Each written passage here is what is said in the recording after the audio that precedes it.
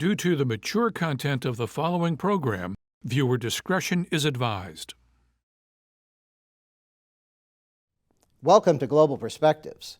After years in the shadows, there are signs of a growing awareness that human trafficking is not someone else's problem somewhere else.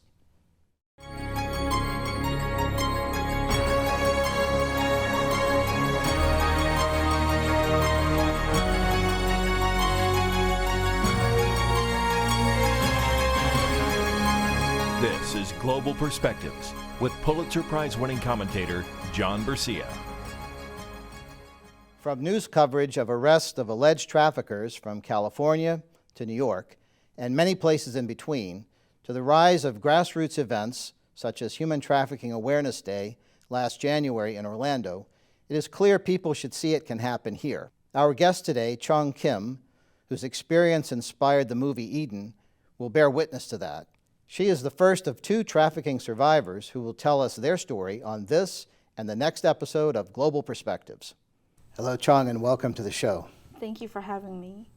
You have an incredible story to tell, a story of courage, a story of horror.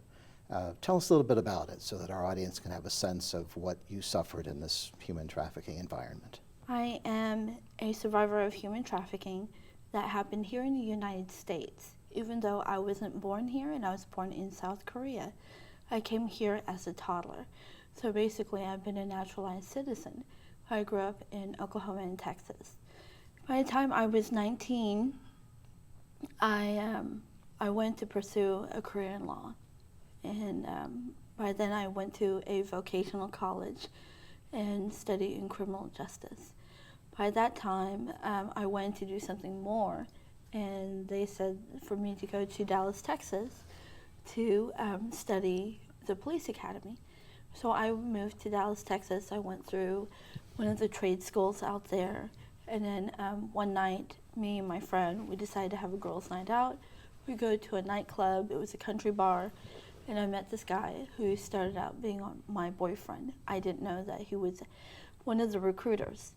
And he was wearing a Marine dress suit.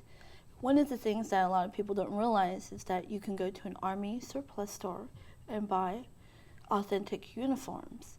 The downfall is, even though law enforcement may say, well, these uniforms do not have medals or name tags, but an average daily person may not realize that. You see a person in uniform, you automatically assume that they're in that profession, and that's the same thing what I did. And this was a person who was nice to you. Yes. He went by the name Keith at the time. I don't know if that was his real name, but we started dating. And one of the things I had to learn the hard way is that I did not know that abusive personalities actually, especially if they're the perp, they will ask you more questions so they can learn more ways to manipulate the situation. For example, he would say, so tell me what you like. Tell me what you like to do for fun. And I would tell him, you know, I like to write, I like music. If I revert the question, if I say, well, why don't you tell me about you? He'll say, no, you know, I love to hear more about you. And when you're young and naive and haven't been taught what is healthy relationship or what is healthy communication, and to me, I thought, not to sound ignorant, but I thought, yay, you know, he wants to hear so much more about me and he likes everything I like, you know. And so from that point on, we dated for about a couple of weeks. And during that couple of weeks, at that time I lived in Dallas, Texas, but we weren't too far from the border of Oklahoma. I didn't realize until last year when I was finishing up on my book, when we had to go back and detail the red flags that I didn't realize were red flags, is that he would take me to the border of Oklahoma as our dates. One of the things that it would be about 2-3 hour drive. How many dates that are considered healthy where a guy would take you out on a 2-3 hour drive to go somewhere? But I didn't think about that. Why did you think he was taking you out of state on a date? He wanted to test my limit. And because I didn't know what healthy boundaries were, I just thought, hey, this is neat, this is amazing, we get to go on a road trip, so it didn't dawn on me that that was actually considered a red flag. And after a couple of weeks, he told me he loved me, and from that point on, that's how I was abducted. And from that, when I was abducted, when a couple of times I tried to escape, I escaped into a woman's arms, which I didn't realize she was also the culprit of this organized crime that was actually in cahoots with the Russian mafia, Albanian, Korean, and Japanese mafia. So we're not talking about, a guy in the corner of G-Love, that's a pimp. Like I said in the conference today, one of the things that I really liked about the conference for the first time is that you had 3 survivors giving 3 different perspectives. Because whenever I get asked to share my story, I had people ask me, what is the bottom girl? Did you guys call him daddy? Did you guys have barcodes or tattoos? That was very unfamiliar for me. We've never called any of our traffickers daddies. We've never, like I said, none of our clients were African male or black male or even Latino male. They were mainly very echelon Caucasian male or European or Middle Eastern or Asian. Most of the Asian clients that we had were more so like Chinese, Japanese, and Korean. So how did this actually happen? You're dating this person, you've developed a sense of trust, even though you're going on these long distance dates, you seem to think everything is okay. Did it change in an instant, or did certain things start to happen that, in retrospect, might have warned you that something strange was happening? I think both. To me, it was instant. But as I look back, there were some red flags. But like I said before, I didn't know what those red flags meant, like the 2-3 hour drive. That was a red flag. The fact that he didn't talk about himself, he didn't talk about his family, he didn't associate his childhood. That was also a red flag. But the instant was when we went to the abandoned house. I remember sitting in the passenger side thinking, I hope he doesn't live here. I hope his family doesn't live here, And one of the funny things is, he said he wanted to take me to Florida, but we went up north of Oklahoma. By the time we got there, I said, Florida does not look like this, does it? And I thought, if this is Florida, this is not very pretty right now.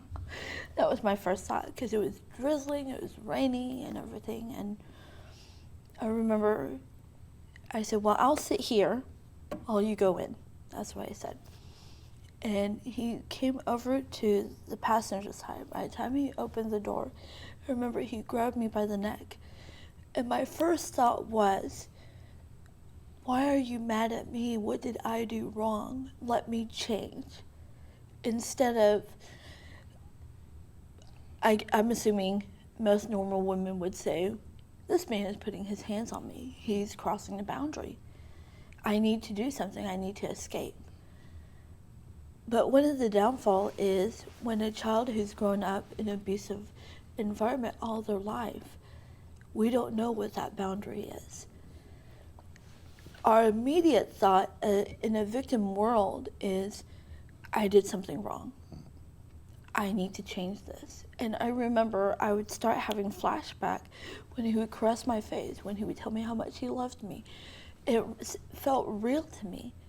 I said, don't get mad, I'll do whatever you want. And then also that PTSD that comes with it, because whenever I was abused, by my foster parents, I would always say, I'm sorry, I'll do it, I'll fix it, And so that was where that instinct came from. And so when we came in, he pulled out these handcuffs, and he handcuffed my wrist to the doorknob. And from that point on, I didn't think about, I'm going to be used as a slave. I thought it was a joke. And I said, can you take these off, And he went through my purse. He had the luggage that had the cell phone. And back then, we thought that was cool. That was our iPhones back then. I remember he would talk to whoever was on the other line, which I'm assuming was the traffickers. He went through my person because I wasn't born here, but I was naturalized. I was just as much American as someone who was born here. Well, he destroyed all my documents, my INS papers, to prove that I was a legal resident. He said, without these, you're no longer, he basically said, you're nobody. Growing up in America, I had the American dream. I thought, you can do whatever you want. I'll just go to INS and get a paper. I slowly learned that that's not how it worked. Because the sad part is, different people have different perspective on you based on the color of your skin. When I eventually escaped from him, that landed me to the woman. Just before that, I went to an INS office in Oklahoma City, and I said, I need your help. I'm a naturalized citizen. I came here when I was a toddler, and I said, I need help. And you know what the lady said at the INS office? She said, what you need to do is go back to Korea, get your birth certificate, and come back here. But what she didn't realize, or maybe she was being ignorant towards me, is that back in the 70s, Korea didn't have birth certificates. They do now in the 2000s, but not in the 1970s. So when you were taken, this was just the beginning of the horrible experience. What was going through your mind? Were you able to develop a sense of what might be happening, or did you have no idea of what was to come? I had no idea. There was a sense of denial that this is not me, I'm dreaming, wake up, this is just a nightmare. Once it started settling in is when I was taken to the warehouse. That's when it started settling, when I started seeing the other girls. I remember when the door rolled up, I saw these group of girls and they were standing doing this. And when he said, welcome to your new home, and he slid the door down, they had these old mattresses. I remember seeing them, like the old army mattresses that had the white mattress but black stripes, and they had the rope on the side that you could pull. Mm-hmm. Those were the mattresses, and they were covered in old urine, smell, vomit, things like that. We didn't use the bathroom. So when people see the film Eden, they actually had a lot more luxury than what we ever did. We had, I don't know if you remember those paint buckets that you could get at Home Depot. They had two of those. One was covered with a cardboard or an old towel, and that was our bathroom. And the other one was filled with water with a silver bowl floating in it. That was what we had to use. We didn't get to shower unless we had to service a client, which means a person who would buy us for either sexual pleasure or whatever crazy fetish they had. So as you started to go through this very, very difficult experience, what were you thinking about? How were you adjusting? How were you preserving your sanity? One of the things that, well, first I fought. I did everything I could. But when you're 5 feet and you have most of these men that guard you, they're about 5'8" to 6'3". They're bigger, they're stronger, and I remember I would spit in their face, I would yell and scream. I can't raise my right arm. They grabbed my wrist and twisted my arm all the way back. They busted both my kneecaps. They tied me to a porcelain cloth foot tub, and they took like a belt and wrapped around my wrist and had the belt all stretched down to the legs of the tub. And they would fill my naked body with ice up to my neck. But when you start to accept that you might be dead or you might die, then for some odd reason an incredible strength starts to rise within. With me, I was begging for death. I didn't want to go through this. If I didn't service the client, I wasn't personally threatened, But one of the traffickers, I'll give you an example. I remember it was over 100 degrees outside, and I remember I was soaking in my own sweat and my own body fumes because I hadn't showered. We were on our way. We were in this warehouse truck where there was no windows and everything. And so we stopped at this motel place that was owned by the traffickers. We had to go to this one motel room, and they would have us take a shower. And I remember sitting in there, curling my knees up to my chest, and I could feel the burn on my back because I hadn't showered in so long. And after I showered, I remember seeing the bed. The bed was made, and it had like a laundry dress just kind of gently hanging at the foot of the bed. And I was sitting at the side of the bed, and I just cried. But then I thought, I can't do this. So what I would do is I would change into the lingerie, and then I would look for something, and I saw remember those clock radios? Mm-hmm. And I noticed that the cord was cut off, so it wasn't plugged in. It was just basically there for staging. So I remember taking it, and I took one of the chairs that were in the hotel, and I hid it behind the door. So when the customer would walk in, I hit him over the head, and I was trying to run away. Once I hit him over the head, the trafficker was standing right there, and he said, "That's it." He said, "I am done with you. You're defiant. You do not comply." He would say this. By then, they tied me to a chair. They brought a little girl that's about 7 years old at the time, and they threw her on the twin-size mattress, and they handcuffed her wrist and her ankle, and I watched her get raped and sodomized. And the trafficker would whisper in my ear, and he would say, "This is your doing." And I said, stop, I'll do whatever you want." And that's what I meant by, it's almost like they're raping your mind to where you feel completely helpless. So when people ask you, "Why didn't you run?" If I ran, I would always be thinking about that girl I left behind. If I ran, I can't run just for myself. If I ran, my life would never be the same. It feels very unfamiliar. It takes time to create a new, different type of normalcy for me. To this day, every time I see a little girl playing outside, do you know what I do now? I actually look around to see if there's any other parked cars. And I'll call 911. So this was obviously a lengthy ordeal. How did you begin to think of getting away from it? How did you get away from it? And how did you become a survivor? How did I begin to think about getting away? It didn't happen until sometime in 96, 97 when I had become a madam. I ranked up as madam because at that point, you get to a point in your life where you start to believe that this is all you are. This is all you'll ever be. I never thought in a million years I'd be sitting here talking to you about this. I never thought in a million years I'd be saving someone else's life. I'd be doing trainings for FBI and local law enforcement nationwide. I literally thought, I'm going to die as a prostitute or I'm going to die as a sex slave. That was the ultimate thing that came into my mind.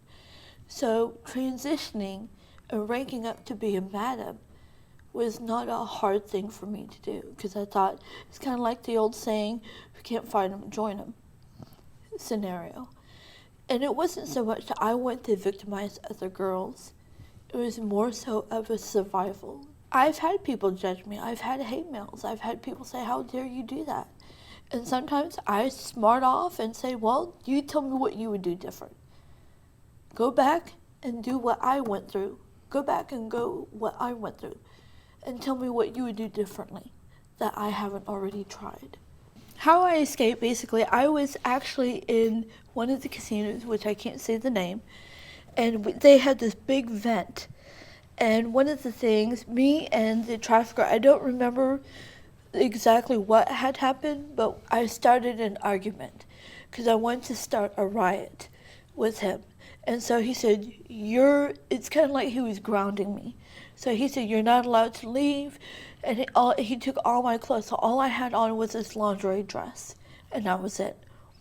And so I would act like I was taking a shower. So I was knocking on the door because I couldn't leave. Even though I was in the hotel room, I was basically being locked in.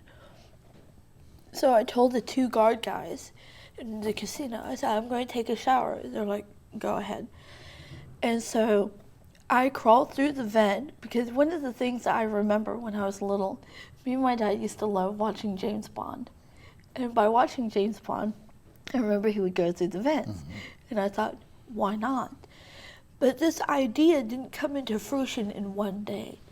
I remember when one time I got angry, it was about 3 months prior to me running away, and I hit my Stella heel shoes. I was throwing it across the room, and it hit the thermostat. And something triggered something, and then the maintenance guy had to come. And I remember the maintenance guy would be the best person to know the blueprint plan.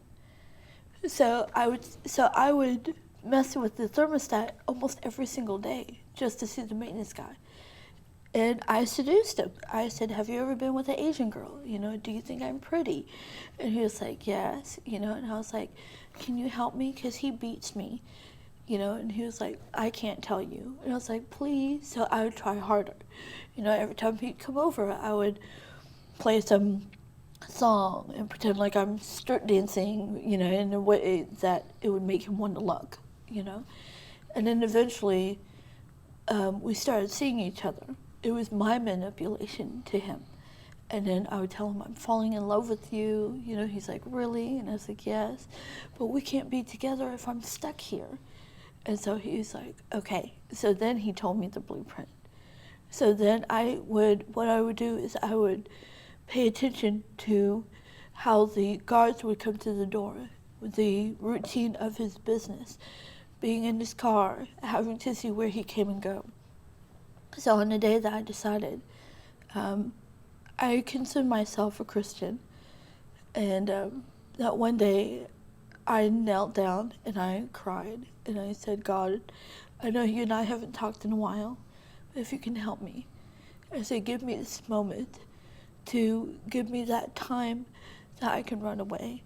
And so I crawled through the vent, and I ended up like in this laundry chute, because that's what the maintenance guy told me. So when I ended up in the laundry chute, it was like the bunch of linens and stuff. By the time I got out, all I had on was the lingerie dress. When I opened the door, one of the Johns, which we call Johns, are customers, and he saw me, and I said, yes, let me come in your car and I'll do something for you. He's like, okay. So I said, let's go down the alley so no one can see us. My heart was palpitating, because at that moment I said, I'm already out. I need to get out, and I cannot have anyone stand in my way. And so I took off my stiletto shoes, and I was like, dear God, forgive me for this. And I started beating him over the head to where he became unconscious. And then I pushed his body out, and I stole his car, dumped it at, I don't remember, it was like a church parking lot. I remember it was probably, I drove about an hour to 2 hours away from the Strip. We call it the Strip. And then from that point on, I just hitchhiked. And all I wanted to do was get out of state. So once I got out of state, I believe I ended up in Phoenix, Arizona. I went to a cemetery, and it was the first 24 hours I was away. And like I said, I threw up. I was scared. I was constantly on the run. But you were free, and I want to thank you for joining us today and sharing your story with us, Chong Kim. Thank you. And thank you. For Global Perspectives, I'm John Bercia. We'll see you next time when we continue our look at human trafficking in America.